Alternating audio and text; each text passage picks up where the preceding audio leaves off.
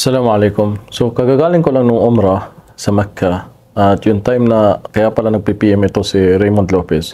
Tatanong siya sa akin kung kailan yung date of birth ko. So, nagtaka ako baka mamaya sinong hacker lang na nagtatanong, ginagamit lang siya. Hindi ko binigay yung tamang information ng date of birth ko. Pero ganun pa man, nagulat lang ako yung pauwi kasi ako. Alam mo ko, hindi ako masyadong sa social media. Pag nagta-travel, mas gusto ko mag-focus talaga dun sa pinupuntahan ko. So, yung pauwi na ako, sa taxi pa lang, alam mo yung tipong dalawang klaseng good at bad ang natanggap ko. Yung tipong galing pa sa kapwa ko Muslim, hindi ko lang sinasabi na yun ang isang ugali dapat ng isang Muslim. Naturingan pa siyang kapwa ko Muslim kung saan ay nakatanggap ako ng PM sa kanya na hindi maganda. Tapos, pagdating ko naman sa bahay, nagulat na lang ako na pagtingin ko sa page ko, ay mayroon isang admin ko na nag-share nito na video ginawa ni Raymond Lopez patungkol sa kalagayan ng family ko o sitwasyon ko sa Gaza. Yung literal story ko, shortcut about sa family ko situation. So, nagulat lang talaga ako at alam mo yung kesa parang magalit ako na sandali lang. Wala ka munang paalam about sa paggawa mo nito. Pero iba baliktad na. Nagulat na lang ako at shock talaga. Gusto ko i-share siya sa inyo para mapanood nyo. So, andito yung page ko na main. Dito shinare na admin ko. Ito yung main page ko na dating Ibrahim KC. 300,000 plus. Kung saan restricted ito, kaya hindi na ako masyado active dito. Doon ako sa bagong page na ginawa ko na KC Videos. So, sa mga hindi nakakaalam, doon nyo po ako i-follow. Doon ako mas active. So, punta natin yung video. Napakagaling ng pagkagawa sa totoo lang. Ito ang kwento ng isang batang taga-Gaza. Nagkakilalang isang Pilipina at isang 18-year-old na Palestine sa Pangasinan. Magkaklase sila sa kursong medisina sa Lyceum. Nagkaibigan at kalaunay nagpakasal. Ipinanganak nila ang kanilang panganay na anak noong January 7, 1992. Dinala ng Palestino ang buong pamilya sa unang pagkakataon sa Gaza noong 2002. Nang minsang abutan ng checkpoint ang pamilya, imbis na tao ang lumapit, isang robot ang nagche-check sa kanilang sasakyan. Otoridad na tila takot lumapit sa mga Palestino. Noong grade school, Totoo yan. Alam mo, nagulat lang ako dito na saan niya kinuha yung mga pictures na yan? Dahil siguro friend ko kasi siya sa personal account sa Facebook. At yung mga iba siguro nakuha niya doon. At isa pa, ang galing. Alam mo itong mga stories na ito. Hindi ko share ito sa isang video. Bali, watak-watak ito na sa ibang video, konti lang share ko. Sa ibang video naman, konti lang din information. So, wala itong story ko sa parang isang buong video talaga. So, parang ang galing, alam mo, delikado yung mga itong journalist na ang galing nila magkuha lahat ng information mo at pagsamahin at mabubuo talaga ang kwento mo. Bali, totoo lahat ang sinashare yung picture na ito sa ako talaga to. Bali, tawag dito, napansin ko din, tinatakpan din niya yung face ng nanay ko na alam niya na hindi ako nag-share ng picture ng family ko ngayon about sa wife ko at sa nanay ko. So kung saan, kahit hindi siya Muslim, pero tignan mo itong ugali ng isang vlogger na to. Talagang salamat sobra. Naway gabayan ka ng Allah sa Islam.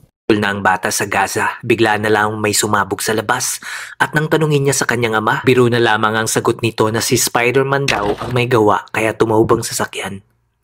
Kalaunan, lumipat ang pamilya sa Canyonis, isa ring lugar sa Gaza. Halos nakaluhod na sila sa loob ng bahay para maiwasan ng mga ligaw na bala. Gumagapang na rin sila papuntang kusina. Kahit sa loob ng school, naramdaman at nakikita ng mga kabataan noon na ang pagyanig ng mismong eskwelahan. Totoo lahat ito. Ang galing naman niya kunin itong ano na po sa mga videos ko. Pero yun lang yun about sa Spider-Man. Naalala ko yun, hindi pa ako nag-kinder yun kasi dalawang beses kami pabalik-balik. 3 years old pa lang ako, dinala na ako doon. Yun yung time na naalala ko to may sumabog sa labas ng mosque. Bumaliktad yung coach at sabi ng tatay ko malaking spider. Yun ang sinabi niya. But anyway, malapit pa lang sa story. It's not a big issue. So, yun yung naalala ko. Tapos yung nag-kinder pa ako sa Pinas, bumalik kami. At nagkaroon akong dalawang kapatid at saka kami bumalik doon. Doon ako nag-grade 1 sa Gaza. Dahil sa mga pagsabog, nasaksihan pa mismo ng bata ang walang humpay na brownout pagsapit ng gabi.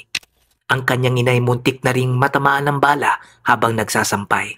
Sa sobrang pag-aalala ng ina, pinapatulog nito ang kanyang mga anak na may suot ng sapatos at nakahanda ng mga bag, passport at iba pang mahalagang gamit para agad na makalikas kung baka sakaling bombahin ang kanilang tinutuluyan. Umabot sa 7 taon ang paninirahan ng pamilya na may takot. Unti-unti nang nabatid ng bata na hindi ito simpleng gulo lamang, kundi isang gerang hindi matapos-tapos. Nakita niya ang napakaraming basyo ng balang nagkalat sa kalsada. Sa tabing dagat, nakabantay ang mga otoridad na animoy papatay kapag lumagpas ka sa hangganang tinakda nila. Doon na nagpasya ang pamilya na bumalik sa Pilipinas at nagpaiwan ng amang Palestino. Sa Pilipinas, nagpatuloy ng pag-aaral ang mga bata. By the way, ang kasama namin tatay ko yung bumalik kami in 2002. Nag-aaral pa siya sa Cavite, doon kami tumira. Yung graduate na siya 2006, sasama sana kami, pinauna lang siya ng nanay ko. Susunod kami, kaso yun yung time na nagkagera din at yun na yung last time na nakita ko tatay ko 2006. I was just 14 years old lang ako. Nagantay kami halos isang taon at dalawang beses bumalik yung nanay ko sa Egyptian border at hindi na kami pinayagan makabalik dahil sa gera. Doon, lumipat na kami sa lola ko sa Pangasinan. By the way, itong picture na to, ako talaga to. At magtataka kayo may aso dahil ito ay picture ng uncle ko, tita ko. Ito yung dalawang kapatid ng nanay ko na may lahing tawag dito, mga taga Switzerland at Hudyo din ang lolo ko. So wala namang problema about sa religion na lolo ko Hudyo, tapos yung lolo ko naman sa tatay ko ay isang Muslim na Palestino. Hindi parang naging hadlang o problema sa amin yung porket Muslim at Hudyo. So, hindi naman siya Israeli na Zionismo. Yun ang punto doon. Maraming salamat. At least hindi pa rin malayo sa kwento. Okay lang. It's not a big deal. Niyang mga kapatid. Siya ang nasa kwentong ito. Si Ibrahim Al-Casey. Hindi naging madali ang lahat sa pag-uwi nila sa Pilipinas. Habang ang inang nito ay nagtatrabaho sa Pampanga na iwan ng magkakapatid sa kanilang lola. Nagpursige silang magkakapatid para mabuhay. Hindi sila nagbuhay prinsipe at prinsesa. Totoo yun. Hindi naman porket Arabo, anak ng Arabo ay mayaman na. Yun ang tingin lagi sa amin noon yung bata ko. By the way, naalala ko lang itong picture na ito yung high school ako. Second year ako dito. I think I was 15 or 16. Naalala ko itong classmate ko, Crips. Grupo namin noon. So anyway, ang daming kwento sa loob ng litratong ito. Sumingit lang yata ako dito that time. Sumabay pa ang mga balita ng gera tungkol Public pa ako dito. Kaya mo payatot sa days. sa Gaza. Laking kagalakan lagi ni Ibrahim sa tuwing makikita niya sa internet na wala ang pangalan ng kanyang ama sa mga namatay. Indikasyon na nananatiling buhay ito sa gitna ng gera. Umabot na ng halos 18 taon na hindi nakikita ni Ibrahim ang ama. Titigil lang ang pansamantalang kaguluhan, ngunit taon-taon ding laman ng balita ang lugar kung saan siya lumaki. Nadala na rin siya ng kanyang mga paa sa Saudi Arabia para doon magtrabaho. 2023, muling nagkagulo. Napamessage na lamang ang kanyang ama sa biglaang pagsabog sa katabi nitong gusali.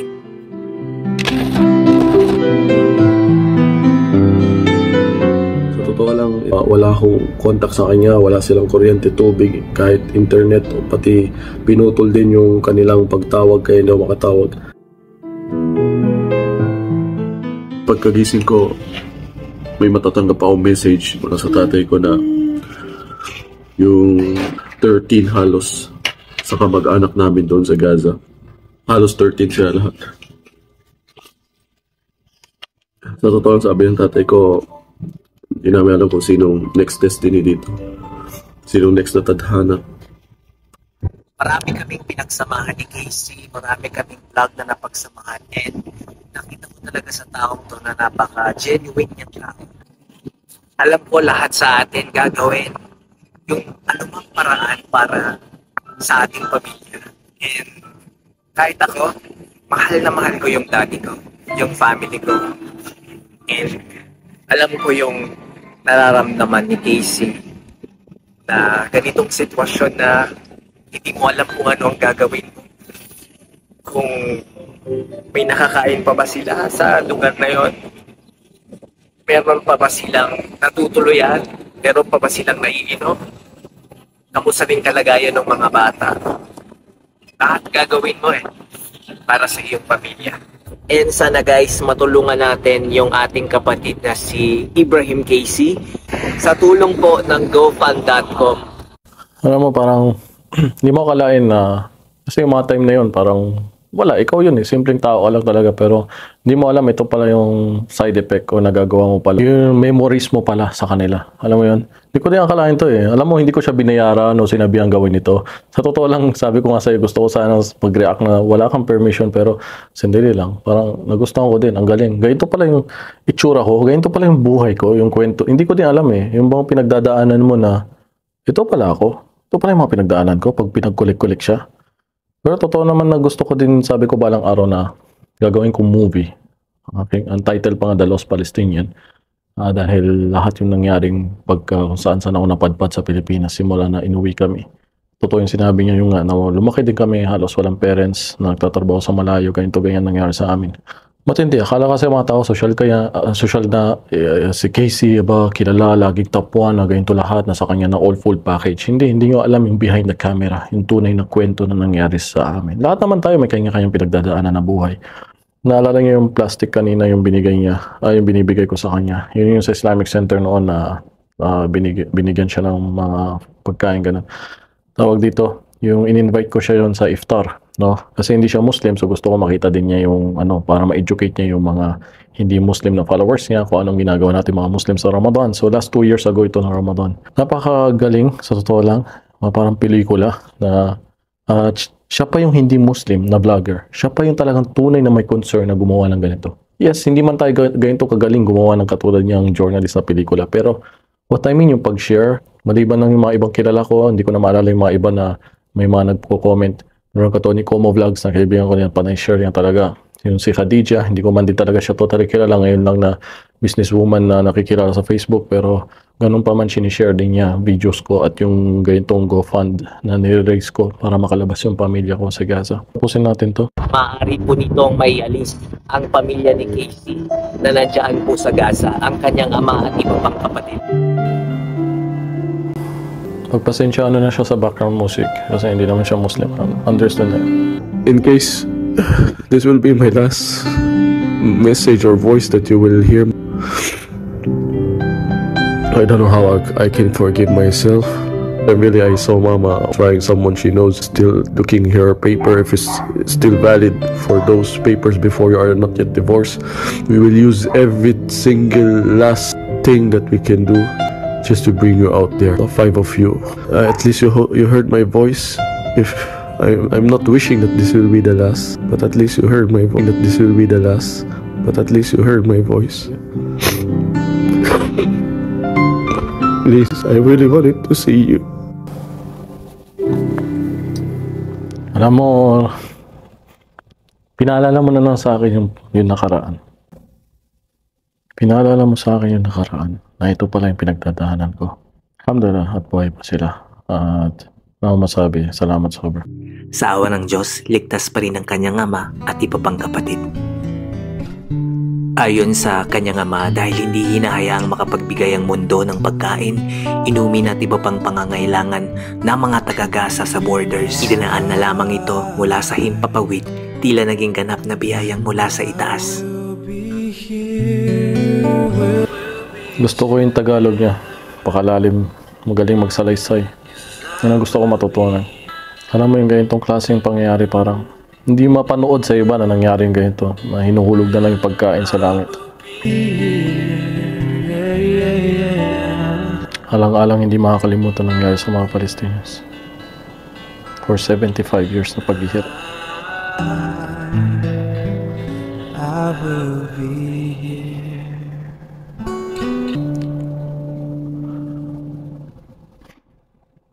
Tapos na yun. Maraming salamat din, Raymond Lopez. Wala akong masabi. Thank you so much. Paki-follow ang kanyang. Yun lang siguro may tutulong ka din, i-promote kita na i-follow ka din. At naway kabayan ka ng Allah dahil parang pananampalatayang Islam na talaga kulang sa pag-uugali mo maganda. Yan ang ugali talaga ng isang Muslim. Sa totoo lang. May mga ugali kang karakteristik na tinuturo sa Islam. Nakaganda. Simula pa lang noon yung I think nakilala kita sa isang post 2018 something, 17 about sa dates na binigay ng isang Bangladesh na naglilinis ng kalsada. Doon ka nag-trending din na isang naalala ko din. Sabi ko, ugali ito parang Muslim. Okay ka ba ka ng Allah? Yun ang kulang sa'yo. At maraming salamat sa kung sino pa yung hindi Muslim na vlogger na gumawa ng ganito. Samantalang yung iba dyan, doon mo malalaman yung tao may tunay na malasakit sa'yo. Pag nasa panahon ka ng sitwasyon na may pangangailangan ka, sa sitwasyon na ikaw yung nangangailangan, sa sitwasyon na ikaw yung may pinagdadaanan na problema. At sa mga ibang hindi nakakaunawa nito, hindi nyo mahal yung magulang nyo, huwag nyo kami ikumpara.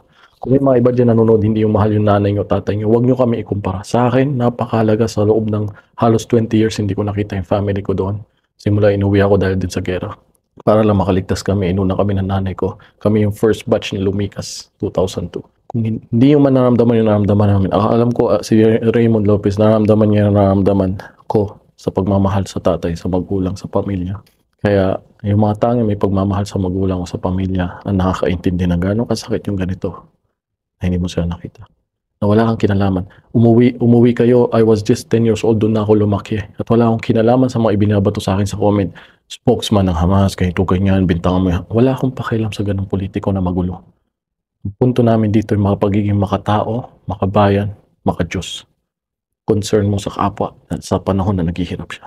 Kagaya lang may nasalanta ng Bagyo Lindol sa atin. Hindi mo naman titignan anong religion nito, anong lahi nito. Hindi.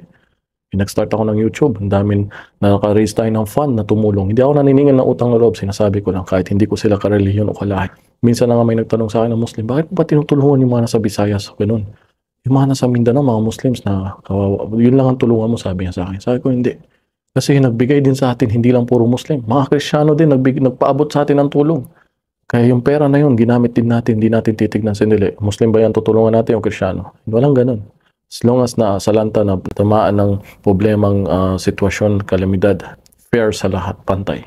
Muslim ano, hindi Muslim. Tulungan tayo. Dahil sa pagiging makatao, na lahat tayo anak ni Adan. Maraming salamat, pakishare po ito at pakifollow siya. Salamat din kay Kumo Vlogs at kay Khadija at yung mga iba pa na hindi ko na maalala yung mga pangalan nyo na tunay na tumutulong at share ng share. Maraming salamat po. Ingat po kayo.